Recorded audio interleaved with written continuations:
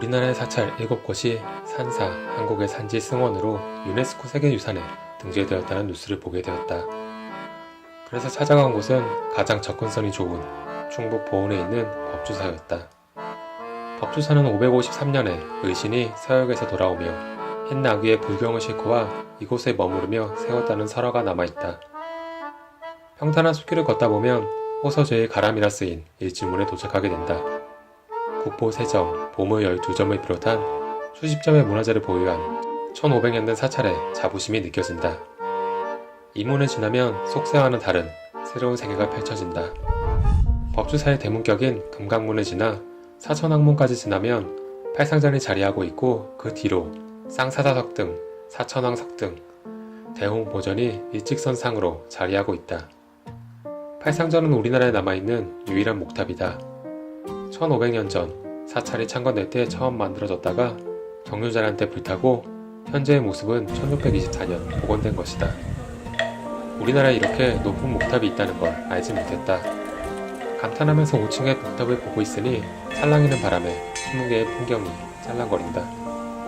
같은 바람인데도 함께 소리내지 않고 제각각의 순간을 찾아 소리내어 법주사 경내를 걷는 시간을 더 즐겁게 해준다.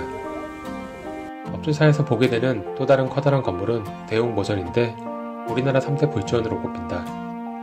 팔상전과 마찬가지로 정유자한테 불탄 것을 1624년 중건하였는데 국내 소조물 자상으로 가장 크다고 알려진 30물이 안치되어 있다.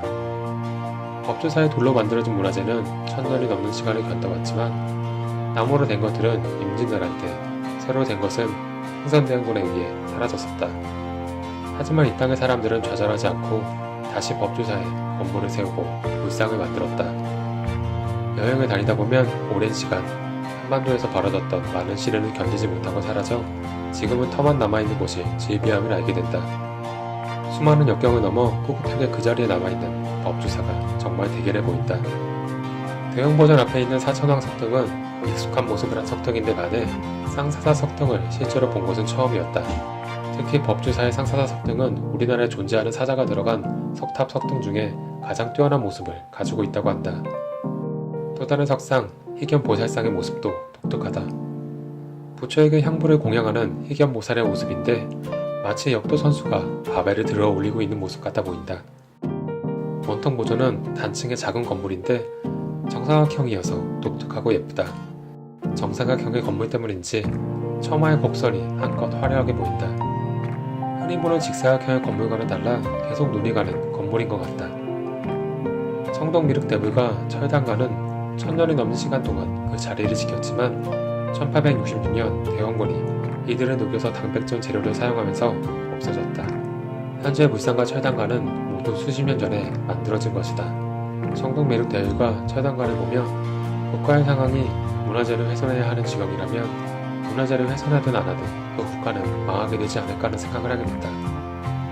흥성대원군의 바람과는 달리 조선은 얼마 가지 않아 망했고 전쟁 속에서 수백 수천 년 된 문화재를 녹여 무기를 만들었던 나라들도 결국 패전국이 된 역사를 우리는 너무나 많이 알고 있다. 더 나은 미래를 위해 과거의 흔적을 없애는 건 어리석은 짓인 것 같다. 법주사를 나서며 본 마해열의 의상은 둥근 얼굴, 감은 듯이 뜬 눈, 두툼한 입술, 반듯한 어깨, 유난히 잘록한 허리를 가지고 있어 현실에서는 없을 것 같은 모습이다. 게다가 서있거나 누워있는 것이 아니라 앉아있는데 가부좌가 아니라 걸터 앉아있는 모습의 부처님은 처음이었다. 법주사는 오래전 역사 속 공간이 순간 이동해온 것 같은 야외 박물관이자 아름다운 건물과 석촌물들이 속리산의 푸름과 굴곡에 어우러진 아름다운 미술관이었다.